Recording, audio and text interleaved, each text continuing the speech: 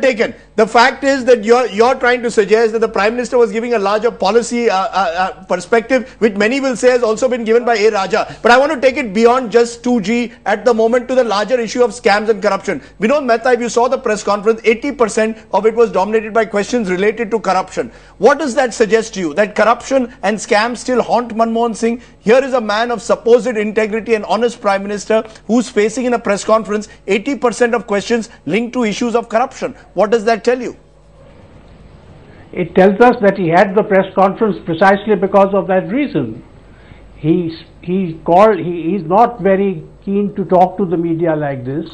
He held this press conference live. He answered all the questions. He pressed all the right buttons.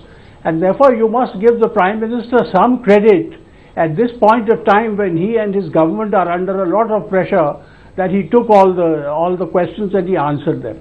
Okay. Now, what exactly did he say, and did he make a good case for himself? Well, on that, I would say that the jury is still out. I personally found his performance sincere but unconvincing, because this whole matter of coalition, and to say that everything is because of coalition politics, is rather simplistic. And if it is true, then Indian democracy is in a very bad way. And by the way, the BJP knows precisely what coalition politics is, and they know precisely what they had to do during coalition politics. Right. They brought George Fernandez back when he was still charged.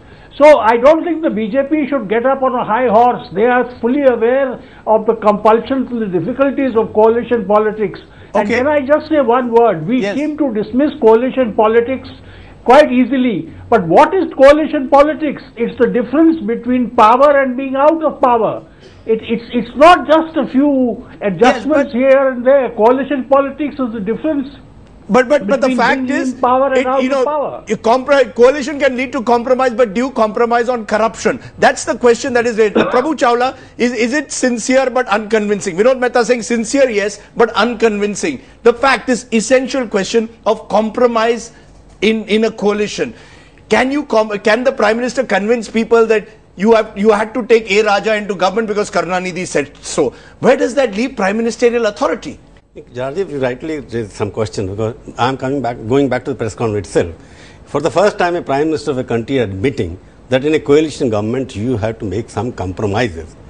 I'm sorry, I'm taking on my own tribe. Yes. There should have been a follow-up question.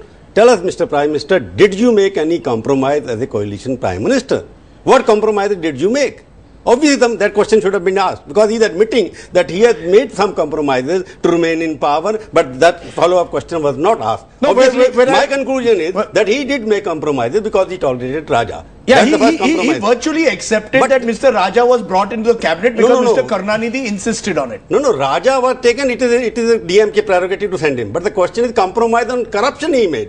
When he knew that it was happening, he should have sacked him at that point of time. When he can put his government on the board, when on the nuclear issue, that okay, if you don't pass, I'll quit. He could have said the same thing, that okay, sack Raja, otherwise I'm resigning from the government. That he should have done. From a left perspective, you and the right seem to be on the same side. Prasenjit, the left reaction also has been that the Prime Minister is engaging in escapism, that he's not confronting the issues that really require confrontation. Well, I don't think it's a question of the left or right being on the same side. I think that it is a question of the two biggest issues confronting the people of our country today: corruption, number one, and price rise and inflation, number two. And you see, on the corruption issue, what the Prime Minister is saying is not only disappointing, but actually it is an appeal to the people, to everybody, to accept corruption as a fait accompli. That you are given a situation that you have, coalition and you have coalition politics, therefore you have to live with corruption. But he's saying, I'm going to be serious against wrongdoers at the same time. I'm dead serious against wrongdoers. Then that begs so many questions.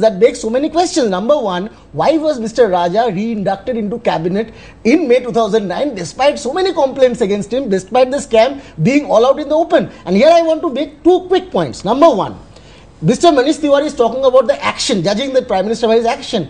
Action came from the CBI only after the Supreme Court last December took over virtually the investigation and issued strong directives to the CBI. Only then we are seeing all these arrests and all these numbers coming out of the CBI. Till December 2010, what was the CBI doing? So we are judging the government by its actions, and there was inaction from the part of the Prime Minister. Point number 2, what Prime Minister said today in terms of comparing the 2G spectrum allocation with subsidies, food and fertilizer, it is so unfortunate. You are comparing subsidies to farmers, subsidies to poor people for subsidized food with subsidies, largesse to the biggest corporates of our country.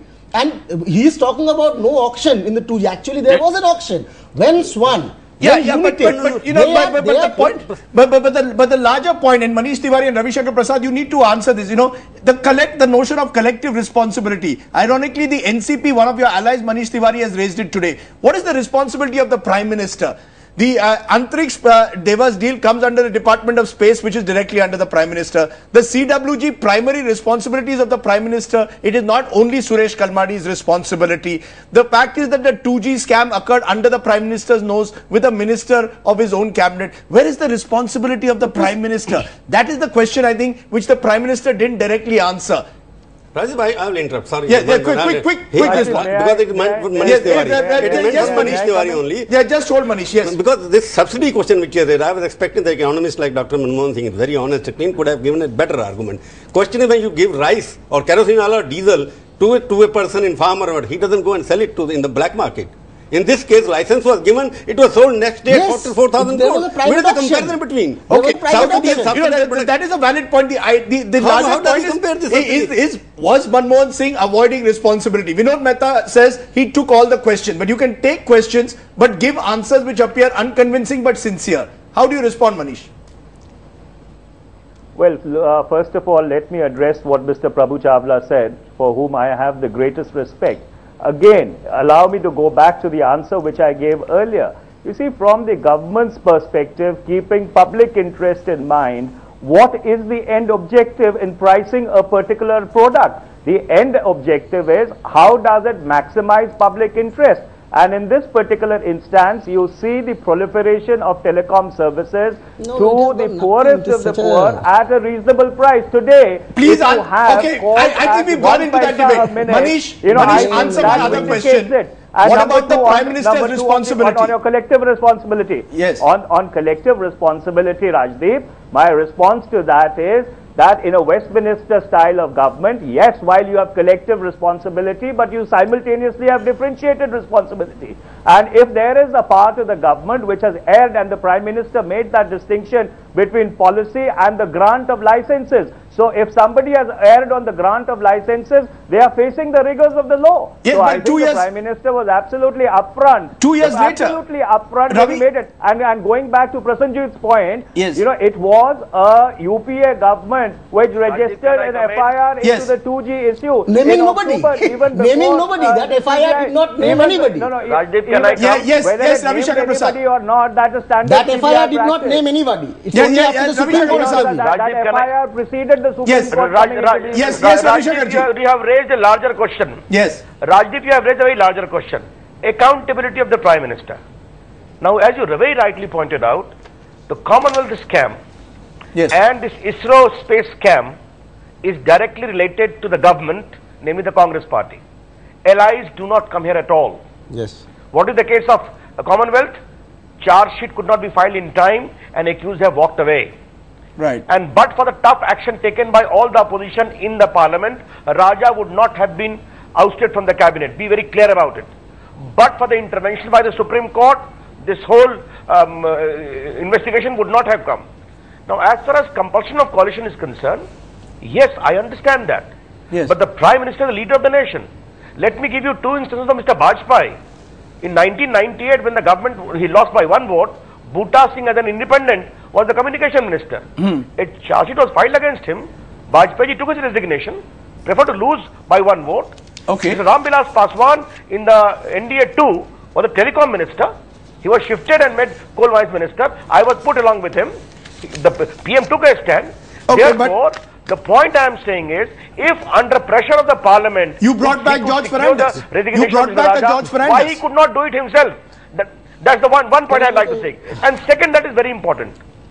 Yes. Would accountability of the Prime Minister as the leader of the team would be there, or he would say, A did wrong, B did wrong, C did wrong, but trust me, I will try to set right things. Okay. I'm sorry. Razif, That is not the way. No, hold on. Prime May I Minister come in for a has moment? Yes, Manish. Therefore, Manish, I'm going to get you. Deficit of ethics. Manish, in you the know, government. I have to take a break because there are commercial Allow me to imperatives. allow me to make one very quick point. Yes, one very very quick. point. Allow me to just jog Mr. Ravi Shankar Prasad's memory. When Mr. Bangaru Lakshman was caught with his hand in the till, you did not file a charge sheet against him. You in fact instituted an inquiry commission to derail the whole process. So just And because George the BJP Fernandez did it, point therefore that the here is Congress a man will do who it. was This is not brought logic. back, No, Manish. brought back into Rajdeep, government. That means Because you have rather two sides at the same Right time. on the same day.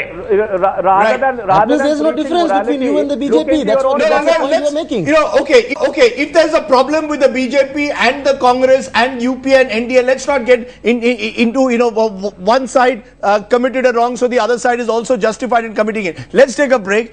And then we'll raise the larger question. Is there an ethical deficit that faces governments in this country? And is that what the Prime Minister really was referring to? As we go into a break, listen to the PM defending himself against the charge, some say, of being a main culprit here. मैं ये नहीं कहता कि मुझसे कोई गलती कभी नहीं हुई, लेकिन जैसा कि प्रचार किया जा रहा है, मैं उतना कल्प्रिट नहीं हूँ जितना कि दिखाया जा रहा हूँ।